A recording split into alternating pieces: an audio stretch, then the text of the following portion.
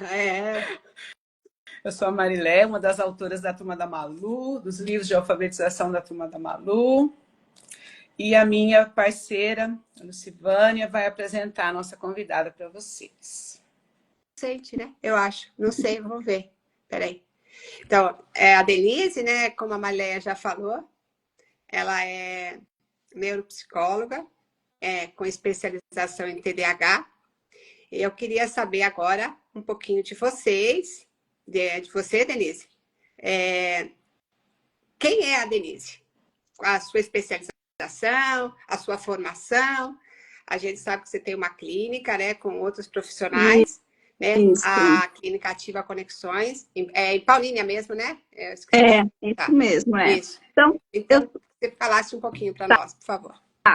eu sou psicóloga de formação, atuo em Paulínia há 16 anos, eu tenho especialização em neuropsicologia e eu senti a falta de reunir todos os profissionais de uma equipe multi no mesmo lugar. Porque o que acontece, né? Uma criança que tem um transtorno do neurodesenvolvimento, ela acaba passando por vários profissionais. E acaba aumentando o estresse materno, ter que ficar levando em lugares diferentes. Que tem que conciliar horários, estacionamento, enfim. Acaba gerando um transtorno para a família. Então, eu decidi reunir todos os profissionais que atuam com essa abordagem no mesmo espaço para facilitar a vida das mães e reduzir o estresse. E aí ter também uma melhor comunicação entre os profissionais, que faz toda a diferença no acompanhamento infantil.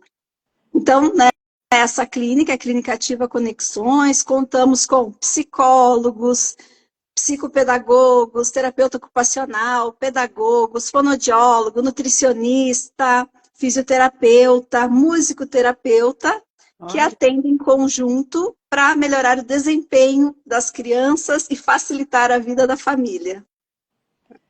Nossa, que maravilha, então, porque a gente nota mesmo que os pais, o ano retrasado eu atendi um garotinho que tinha TDAH, Sim. E a mãe falava, é uma loucura, porque cada dia eu vou para um lugar diferente. Um dia eu vou para o centro, um dia eu vou para cá, outro dia eu vou para lá e leva no praticar esporte também, né? Que precisa também. É. A gente vai falar mais para frente, mas precisa praticar esporte. Então é assim, aquela correria mesmo. Então, se está tudo mais concentrado, facilita mesmo, principalmente o trabalho das mães, que é esse trabalho de levar e buscar, né? A maioria das vezes acaba ficando com a mãe mesmo, né? De atendimento aí. Bom, então vamos começar a nossa live, né? O tema da nossa live é o TDAH. Nós conversamos com a Denise e achamos que era um tema muito importante, como eu já disse, de interesse dos nossos seguidores e nós também. Então, Denise, nós gostaríamos que você explicasse para os professores, para os pais, para quem está nos assistindo, né? Essa live vai ficar no Instagram, gravada, vai para o também. Explicasse para a gente o que é o TDAH.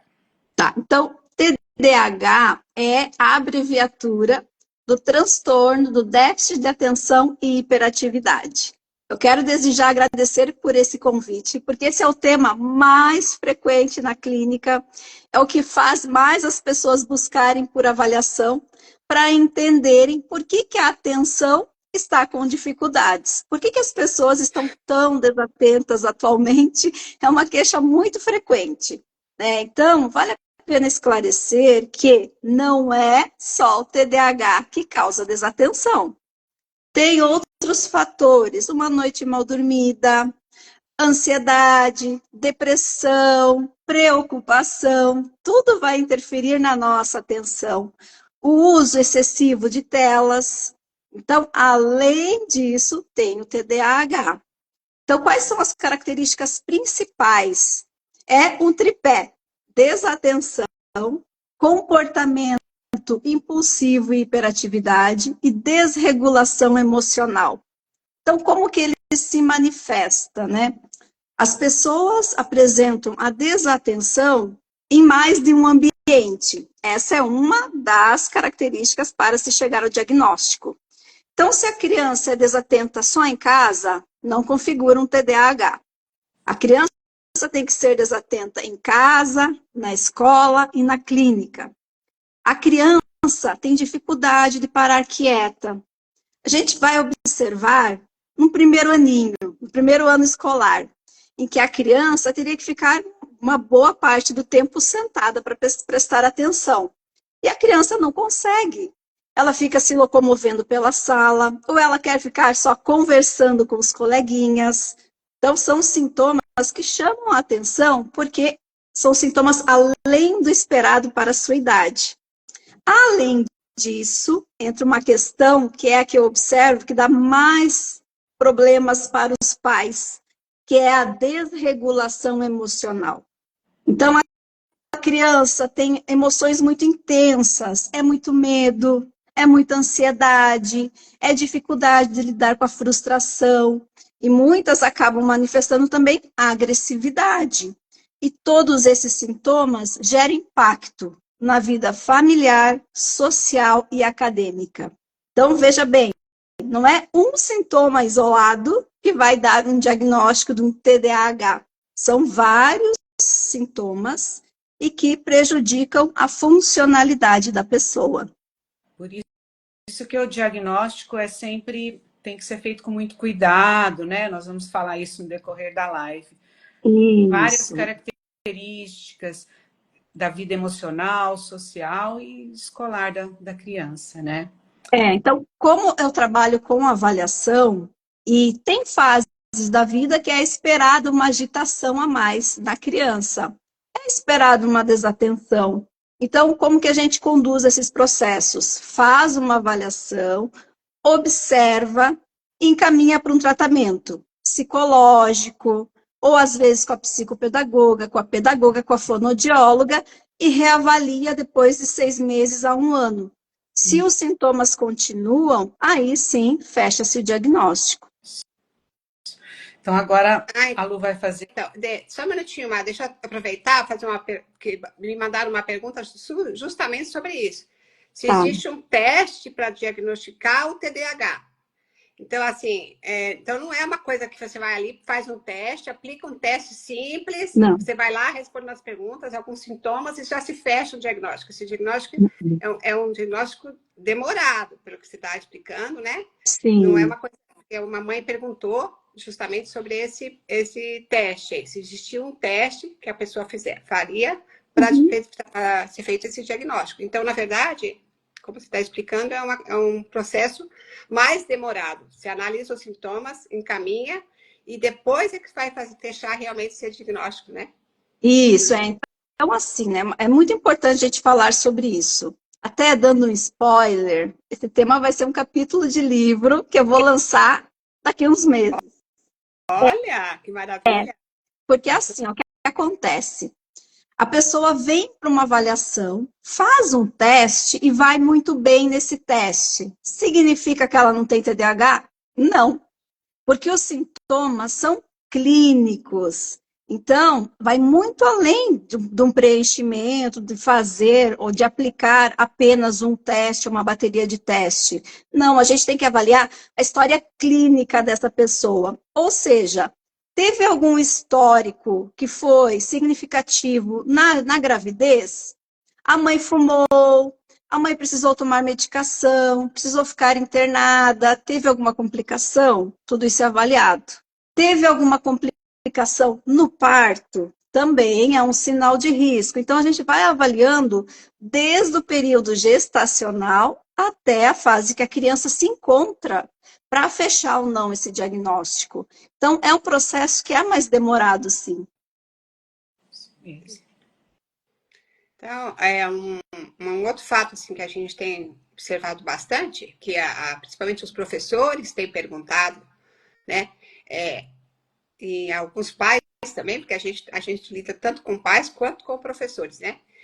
Quais os sinais, assim, porque hoje em dia, como você falou, às vezes a criança ela não para sentada, ela vai para cá, vai para lá, ela tem um rendimento bom em sala de aula, ela tira notas boas, ela acompanha bem a classe, só que ela não para sentada. Ela vem aqui, faz um pouquinho de lição, já levanta, mas está prestando atenção, ela vai bem nas provas, mas ela tem esse comportamento mais agitado. Então, E alguns pais reclamam que o professor já quer fechar um diagnóstico. Ah, meu filho não para sentado, então o professor já está falando que ele tem TDAH. Que é para levar para fazer uma avaliação. Então, eu gostaria assim, que você comentasse, você já fez algumas observações com relação a isso, mas que você comentasse assim, o que seria mais assim, que os pais pudessem perceber desde pequeno, né, de uma fase mais tenra, até esse momento que chega na escola mesmo, como você falou, que a educação infantil eles brincam mais, é uma coisa mais solta. Sim. Naquele momento, eles têm que ficar sentados ali no primeiro ano, que precisa prestar atenção numa explicação, fazer uma atividade mais concentrada, eles apresentam essa dificuldade e aí os pais e os professores começam a ficar mais atentos. Então, quais sinais você acha que assim seria mais interessante ficar atento, tanto pais como professores, para não rotular a criança, né, com crianças que têm um transtorno, por exemplo? Então, é importante considerar esses outros fatores que eu já comentei, que também podem causar desatenção e hiperatividade, que são a ansiedade. Uma criança ansiosa, ela vai querer e precisar desse movimento, até para uma descarga dessa ansiedade. Uma criança com altas habilidades e superdotação pode apresentar os mesmos sintomas do TDAH, porque o conteúdo está muito fácil, porque ela já aprendeu aquilo. Então, o que ela começa a fazer? Se locomover pela sala, ficar agitado. Então, a melhor estratégia para o professor é observar e conversar com a família. Se esses comportamentos também aparecem em casa. Porque, como eu falei para você, apresentar os sintomas só na escola não fecha diagnóstico. Então, é importante que o professor anote tudo que ele observar de diferença no comportamento dessa criança e converse com os pais. Quando os pais também observam isso em casa, e isso também traz dificuldades para a criança, é muito importante fazer uma avaliação. Porque talvez a gente não esteja falando de um TDAH, mas de uma criança com altas habilidades, ou uma criança com transtornos de aprendizagem, e que a criança acaba sendo rotulada por um transtorno que não tem. E aí talvez até um tratamento seja inadequado. Então é muito importante que os pais busquem uma avaliação com profissionais especializados. Nesse caso, Denise, essa criança, vamos dizer que eu encaminho, vamos dizer que eu tenho um aluno e o pai levou e encaminhou para você.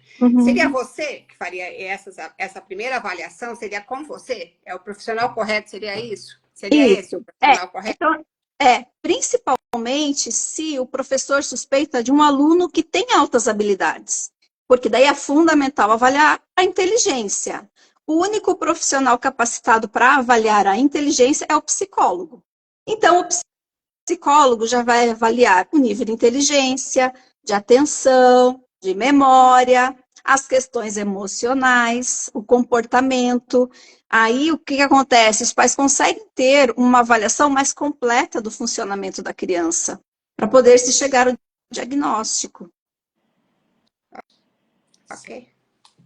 Bom, acho que você já respondeu a pergunta que nós temos aqui, mas se você quiser completar com alguma coisa, seria a criança, a gente percebe esses sinais, os professores, os pais, então qual o papel da escola, dos pais e dos professores? Respondeu, né? Aí Sim, mas eu acredito que é fundamental também esclarecer que a escola tem que ter um papel de uma escola inclusiva, que vai poder dar estratégias, utilizar estratégias e dar recursos para que essa criança possa aprender. Então, é garantido por lei que uma criança, um adolescente ou um adulto estudante possa sentar mais próximo da professora, para não ter coisas que distraem. Possa fazer a prova num local mais reservado, sem muito estímulo, sem muita distração, que tenha mais tempo de prova. Então, são estratégias que ajudam muito quem tem um TDAH. Você estava falando dessa questão da criança ficar sentada e tal. Dependendo da sala que a gente tem, né? A gente tem que fazer adaptações, né? Isso. das carteiras, mais trabalhos em grupo, trabalhos manuais, fazer essas crianças se movimentarem, irem à lousa, irem jogos, tudo isso é muito importante para a aprendizagem das crianças e evita essa questão de ficar muito parado, né? Sentado muito tempo. Uhum. E a escola, tudo isso na hora do intervalo, na biblioteca, tem que ter essa compreensão que as crianças são crianças, né? Precisam de um espaço, de uma dinâmica diferente, né? Porque não é... Só um minutinho. Desculpa, Denise, quer falar? Não, pode falar. Essa é a verdadeira inclusão, né? Quando você não só recebe ele dentro da classe, mas inclui ele, né? Porque só receber é muito fácil. Você coloca a criança lá e larga ela lá, né? Fala, agora fica a sorte. É para incluir, a gente inclui. Muitos colegas meus falavam isso. É para incluir? Então deixa ele incluído, deixa ele lá, né? E não é bem assim. A gente tem que preparar todo o ambiente e fazer, às vezes, até pequenas adequações são fundamentais, né? Como esse fato que você falou, às vezes, de fazer a prova com outra pessoa.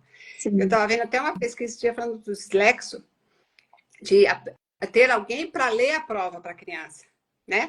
Se a criança tem dificuldade de leitura, então você lê para ela. Coloca alguém junto, chama uma outra criança, a coordenadora, alguém da escola, para ler para aquela criança, num lugar separado, alguma coisa assim, nesse sentido. Fica mais fácil para a criança, facilita, né? Sem você ter aquele transtorno todo de fazer a criança ficar ali sofrendo para tentar ler aquele texto. Os transtornos não podem servir como desculpa, né? Tanto eu como a Lu trabalhamos com alunos de recomposição da aprendizagem e muitos que nós recebíamos, nós víamos assim, que era uma questão de mudar a estratégia mesmo, né? Como eu sempre conto um aluno que aprendeu as letras porque ele corria para pegar as letras, ele precisava fazer esse movimento para aprender as letras, né? Então, a gente precisa de apoio dos profissionais da escola, da família, e para tentar fazer o melhor, descobrir o que a criança tem, né? Para que essa criança aprenda, né? É fundamental destacar, né, que TDAH não é sinônimo de preguiça, não é sinônimo de falta de vontade, é uma dificuldade real. E a hiperatividade precisa muito dessa descarga física. Então, se a professora observa que tem um aluninho que está mais agitado, que está, né, impaciente, que não está conseguindo ficar parado, por que não propor para a turma toda um momento de alongamento, de relaxamento, de respiração? Vai fazer bem para todos e vai voltar a atenção de todo mundo para o conteúdo. Inclusive aqueles também que às vezes estão muito quietinhos, muito parados, mas lá dentro também pode estar a 1000, né? A gente estava comentando. E isso vai até levar para a próxima pergunta, né? Que é o caso que nós comentamos aí. Né? O TDAH em meninas frequentemente passa meio que despercebido porque elas ficam mais quietinhas, né? Queria que você explicasse isso para nós. Queríamos saber dessa... Até foi você que colocou isso para a gente na reunião que nós fizemos, né? Dessa TDAH nas meninas e nos meninos. Então, o TDAH nas meninas foi negligenciado até há pouco tempo, porque ele inicialmente foi diagnosticado pelas características de hiperatividade e impulsividade, que é um predomínio, uma característica maior dos meninos. Então, as meninas, como tem uma característica maior de desatenção, ficavam quietinhas em sala de aula, não davam problemas comportamentais, não geravam e não tinham essa dificuldade, logo as professoras não tinham esse olhar para elas. Eu digo elas. E o que aconteceu? São mulheres que agora estão na fase adulta, suspeitando que tem um TDAH e que vem com uma carga, que é ansiedade, depressão, por terem vivido muitas frustrações ao longo da vida e não terem tido o acompanhamento, o tratamento adequado. Então, isso faz com que o diagnóstico nas meninas geralmente aconteça tardiamente, o que leva a prejuízos e muito mais acúmulos de dificuldades. E aproveitando esse gancho aí, e a modernidade, a tecnologia, os celulares, tablets. Até nós temos uma pergunta, Mar, sobre isso também, que recebemos dos pais, se tem alguma relação aí, o uso excessivo de celulares com o aumento dos diagnósticos. Isso. Então, tá essa... Ótima, uma pergunta muito importante, né? Tem relação, porque o excesso de uso de tecnologia causa déficit atencional, isso em qualquer pessoa. Os cientistas até trazem, né, uma palavra que é empodrecimento do cérebro pelo uso excessivo da tecnologia. Ou seja, a criança não lê, não interage socialmente, não estimula o cérebro. Então, o que acontece? Fica mais difícil prestar atenção, aprender e dar conta das suas atividades do dia a dia. Nesses casos, né, quando uma criança vem para uma avaliação e está com o uso excessivo das telas, a gente orienta os pais a reduzirem esse uso e depois voltarem para a avaliação, para realmente verificar se a desatenção foi causada por esse excesso ou se tem um transtorno por trás. Denise, voltando um pouquinho, o diagnóstico, o tratamento, o diagnóstico para os adultos como das crianças, tem uso de medicação, como que funciona no caso dos adultos, né, que são diagnosticados? Tanto para criança quanto para adulto, o tratamento a gente chama de multimodal, ou seja, envolve vários profissionais, principalmente, né, na fase adulta, para desenvolver estratégias para lidar com a desatenção, com a desorganização, com a dificuldade de planejamento e com as questões emocionais que foram acumulando ao longo da vida, associado ao uso de medicação. Então, quando que a gente sabe que é necessária a medicação? Quando o prejuízo funcional é muito grave. Então, no caso de um TDAH leve, geralmente os médicos não passam a medicação.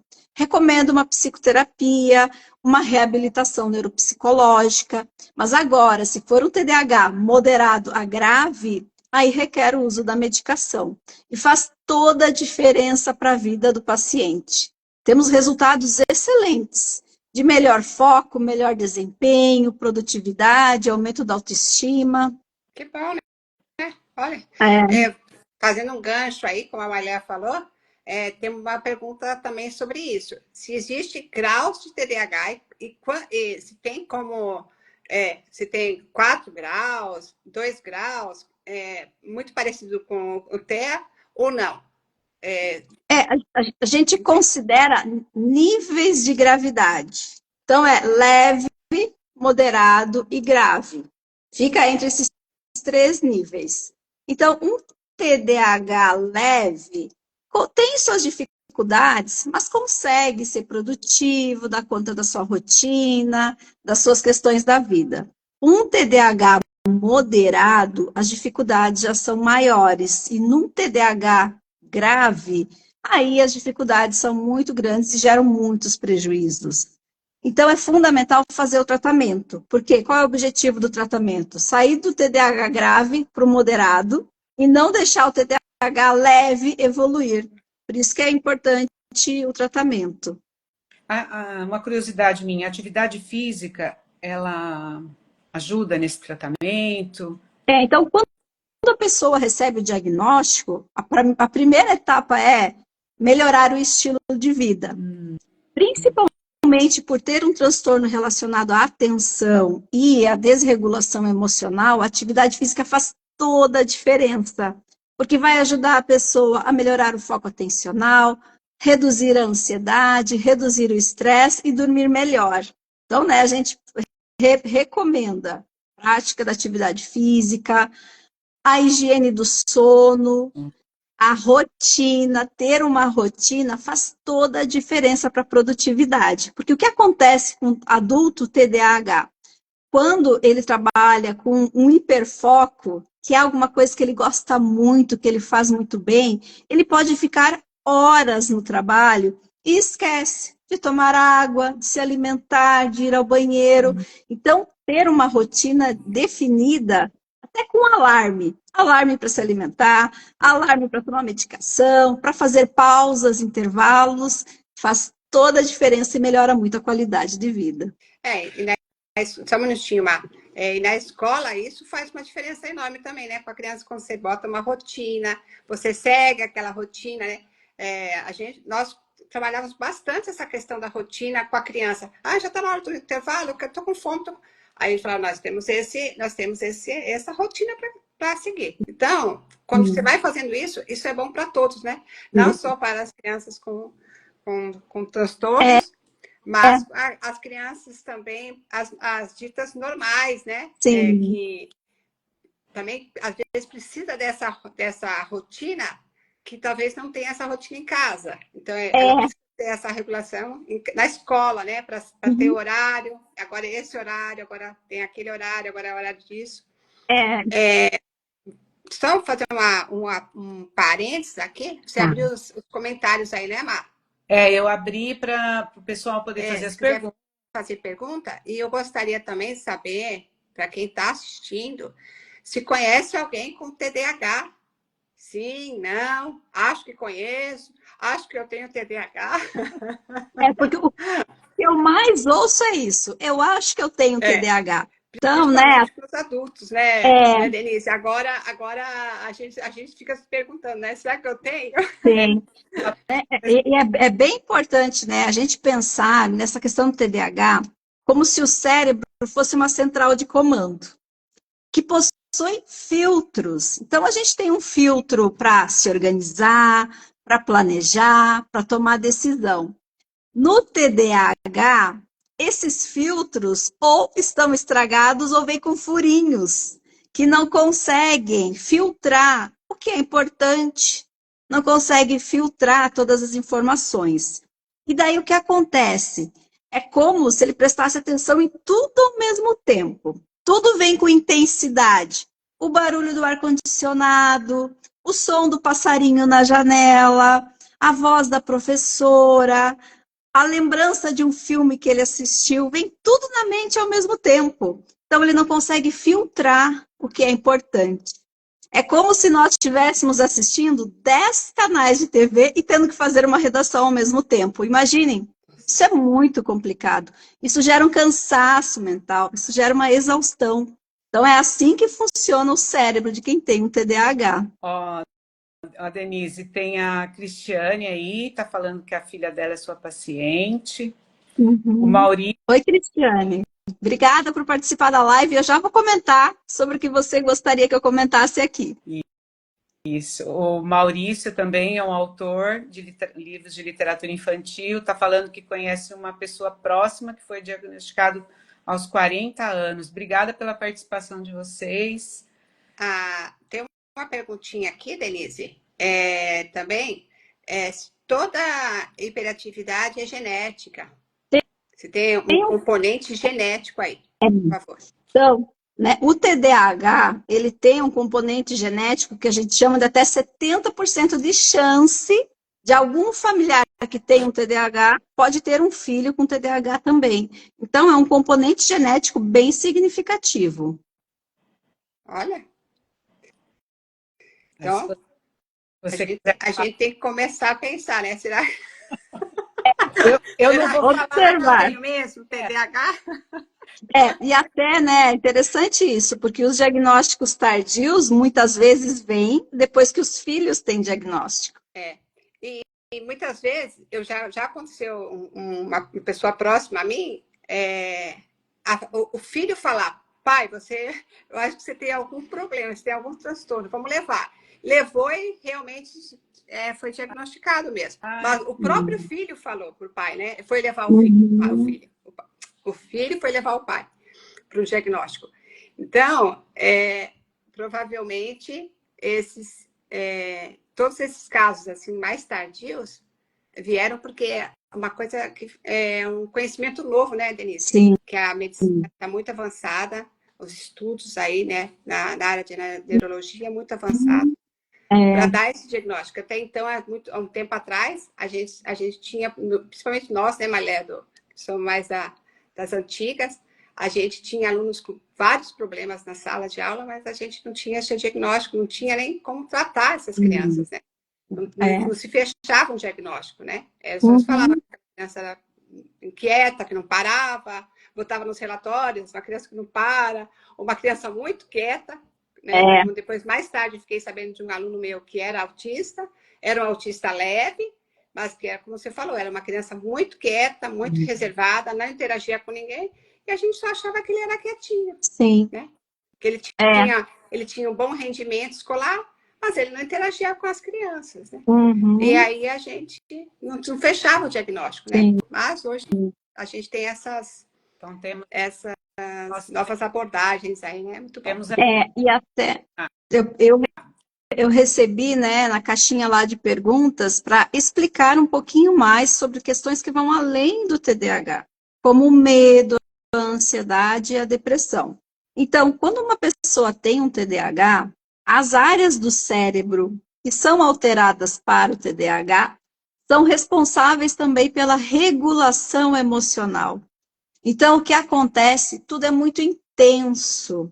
Se tem uma sensação de medo, a pessoa presta muita atenção no que dá medo, e esse medo aumenta, fica muito grande, fica generalizado e não consegue barrar essa emoção. Então, todas as emoções vêm com muita intensidade. Por isso que o tratamento psicológico é fundamental, para que a pessoa possa desenvolver essa habilidade de autorregulação. Isso. Você quer comentar, então, sobre a filha da sua paciente, a filha da Cristiane? Então, ela tinha muitos medos. Eram medos excessivos. Era medo de trovão, era medo de escuro, uma sequência de medos, assim, muito intensos. E a partir do tratamento psicológico, ela teve uma redução muito significativa de não se importar mais com o trovão, de poder ficar sozinha nas peças da casa. Então, é um crescimento assim que é muito bonito de se ver.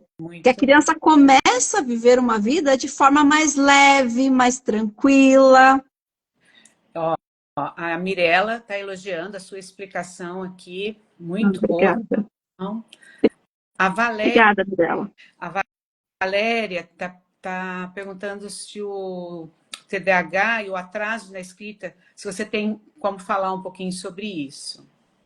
Uma questão assim que é muito importante de conversar é que tem crianças com TDAH que têm alterações motoras, né? Dificuldade de pegar o lápis, no desenvolvimento da pinça, dificuldades nessa regulação do braço, mão para fazer a escrita. Isso é muito comum. Tanto que tem umas que evitam escrever, evitam pintar. Nesses casos, a terapia ocupacional ajuda muito nesse desenvolvimento da escrita. E aí traz mais tranquilidade para a criança também, porque ela evita o que ela tem dificuldade para fazer. A gente melhorando essa habilidade, a aprendizagem flui também com mais facilidade. E nós, como professoras alfabetizadoras, sabemos que, além disso, a questão da inquietação, do medo. Eu tive um aluno que ele tinha medo de tempestade, então ele não conseguia prestar atenção na aula. Quando ele pensava que ia chover, qualquer coisa, ele já ficava em pânico, né? Não conseguia se usar. E várias outras histórias que a gente poderia contar muitas aqui. Eu acho que é isso mesmo, né? E a emoção, ela é muito intensa. Para quem não vive isso, parece que é frescura, bobagem, mas não é. A criança sente aquilo. Ela vive aquilo como se fosse uma realidade. E não é só as crianças, viu? Com adultos também acontecem. De terem medos de situações que estão longe de acontecer, de passarem por crises de pânico, ansiedade intensa que impossibilita até de fazer algumas atividades. A Sueli, da alfabetização materna, nós fizemos uma live com ela também, né? E ela está perguntando, e quando os pais têm TDAH para organizar a rotina da criança? Aí fica É um desafio, né? A Sueli aí trabalha com as crianças, ela sabe como é um desafio para nós. Então, o que que a gente faz? Orientação de pais, encaminha esses pais para terapia, tudo isso vai ajudar também no desenvolvimento infantil. O Maurício, que é autor de literatura infantil, está perguntando se tem algum tipo de literatura infantil que consiga atrair mais a atenção dessas crianças. Algum estilo de literatura. Porque só fazendo uma observação aqui, a gente sabe que crianças autistas, elas têm algumas predileções, né, por alguns tipos de literatura. Isso acontece no TDAH? Acontece também pelo hiperfoco. Né? Se a gente consegue descobrir qual é o hiperfoco da criança e começar a envolver ela pela aprendizagem, nas intervenções por um assunto de hiperfoco, ajuda muito. Ah, é verdade. Fiz né? muito.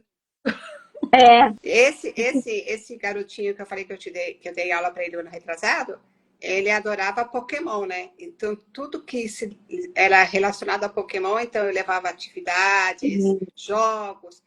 É que os nomes eram meio complicados, os nomes dos Pokémons, né? Mas, assim, na medida do possível, eu sempre trazia esse foco, né? Porque, como ele gostava demais, era tudo para ele, era isso. Era a camiseta do Pokémon, era super focado. Sim. Não, ainda é, né? Porque ainda está com bastante dificuldade essa criança, infelizmente. E aí a gente tem outras estratégias, né? Que a gente recomenda tanto para leitura quanto para situações de prova. Quanto menor for o enunciado, melhor para a criança. Então, se a criança pegar um livro, uma página escrita toda a página, ela vai se desinteressar na primeira. Então, que tem algumas imagens, gráficos, figuras, isso estimula ela a continuar na leitura. Um texto com uma fonte tamanho 14 ajuda também a manter o foco. E se a criança ainda assim se perder muito e não ter interesse, existem umas reguinhas que elas vêm com o espaço da linha e aí a criança consegue ler linha por linha sem se perder. Isso também ajuda bastante. Verdade. Que são pequenas mudanças, né, Denise? Isso. Já faz uma diferença enorme. GRA Boco, ele falou que se identificou. Falou, não foi só você, não. Olha lá, está falando que ela consegue aproveitar os fogos de final de ano, que antes ela não devia conseguir, né? Olha lá, o que era impossível, era um sofrimento. Muito choro. A minha mãe está assistindo a live. A Valéria está falando muito obrigada. Pessoal aí. O pessoal está falando aqui, né? É sobre isso, né? Mais imagens coloridas e menos palavras, né? Uhum. A Sueli também está falando que o Enem é um terror para quem tem TDAH, né? É um terror, mas para quem tem um TDAH e tem um laudo médico, na hora da inscrição ele pode pedir tempo extra de prova. Isso é garantido no Enem. Aí também ajuda. Não é só no TDAH, né, Denise? Eu acho que nos transtornos no geral, né? No autismo também. No dislexo, né? Isso. E hoje em dia as leis mudaram bastante, né, Denise? Vocês estão apoiando, né, as crianças e as famílias, né, com esses transtornos, né? A melhor parte de se saber dos transtornos e conhecer é que se garante direitos. Isso. Então, quem tem TDAH tem direitos e tem que usufruir desses direitos. Tempo extra de prova. Então, quem vai prestar vestibular, prestar um Enem, na hora de se inscrever, já procura essa aba que existe para garantir os seus direitos. Isso. E tá para os pais, principalmente, participar da vida escolar das crianças, né? Ir nas reuniões, porque mesmo quando, como a Lu falou, numa época em que a gente não tinha todo esse conhecimento, a gente chamava os pais para conversar e conseguia orientar os pais sobre a rotina, Isso já ajudava muito. Então, aqueles pais que iam buscar ajuda, que atendiam aos nossos chamados, a gente conseguia melhorar muito a qualidade de ensino das crianças. Nós temos, né, uma cultura de que pai só vai na escola quando o filho está tendo dificuldade. E não é bem assim. Não. As escolas estão abertas até para dar feedbacks positivos dos alunos, Sim. né? Orientar, ajudar nessa organização, encaminhar para ajuda, né? Tem escolas que são parceiras, que têm profissionais excelentes para indicar. Então, o pai não tem que ir para a escola pensando que vai receber uma notícia muito Sim. ruim, que foi problema de comportamento. Isso é uma cultura que nós temos que mudar.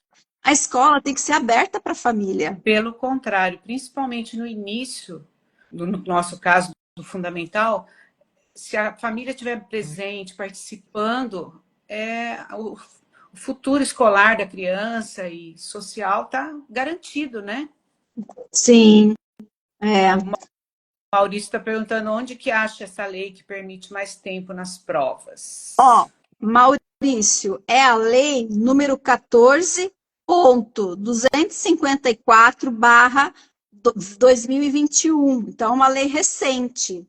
Se você buscar na internet, ela vai garantir acompanhamento integral para alunos com dislexia e TDAH e outros transtornos de aprendizagem. Permite que esses alunos tenham tempo adicional para realizar provas.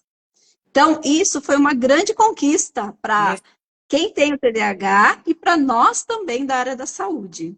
Porque quanto melhor esse aluno for, maior é a autoestima e maior é o engajamento escolar. Lu, você quer colocar mais alguma coisa? Uma coisa que eu gostaria só de perguntar para a gente poder estar encerrando, aí ver se tem mais alguma pergunta aí. No caso dos adultos, ainda fazendo um parênteses aí, tem muito adulto achando que tem TDAH e se automedicando. E juntamente com essa medicação, não só para os adultos que estão tentando se automedicar, eu estou ruim, eu tenho isso, eu tenho esse transtorno, então eu vou me medicar porque eu não tenho vergonha de chegar e ir no médico e as pessoas saberem, então eu vou me automedicar. E você acha que, por outro lado, está havendo um excesso de automedicação ou de diagnóstico, vamos dizer assim, de alguns profissionais, pelo grande aumento, porque parece que é um aumento assim estrondoso, né? De 5 anos para cá. Você acha que tem alguma coisa envolvida, tipo pandemia, uma coisa que ficou meio represada e agora veio com tudo? Qual que é a sua opinião sobre isso? Então, Malu, isso que você falou, a gente pode fazer um alerta importantíssimo. Não se medique se você não tem um diagnóstico, se você não recebeu prescrição médica. Porque para tomar a medicação para o TDAH, é fundamental passar por um exame cardíaco antes do uso da medicação. Se a pessoa não passa por esse exame, ela pode sentir ataque cardíaco. Se ela está sendo medicada e não tem um TDAH, vai ter aumento de ansiedade, de depressão, porque a medicação está sendo usada de forma incorreta. Então, tem que passar por uma avaliação por um médico para daí começar o uso da medicação. E ainda assim é feito testes de dose da medicação, do horário da medicação. Então não tem como tomar por conta uma medicação que é tão séria, né, como a indicada para o TDAH.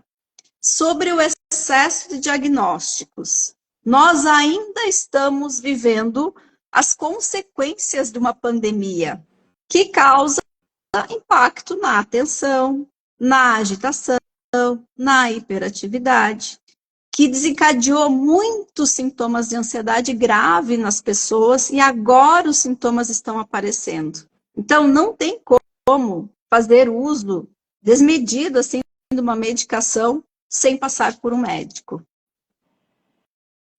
Isso mesmo. Vamos lá. A Deise está falando que medicação errada pode causar muitas lesões. Isso mesmo. O Papai Noel Sul Mineiro falou que nós somos ótimas, que está gostando muito da live, o pessoal está Que bom. gostando. Deixa eu ver o que a Sueli está falando aqui. Que o ledor pode ter... O ledor, né? O dislexo, ele tem direito a ter um ledor, um escriba no Enem.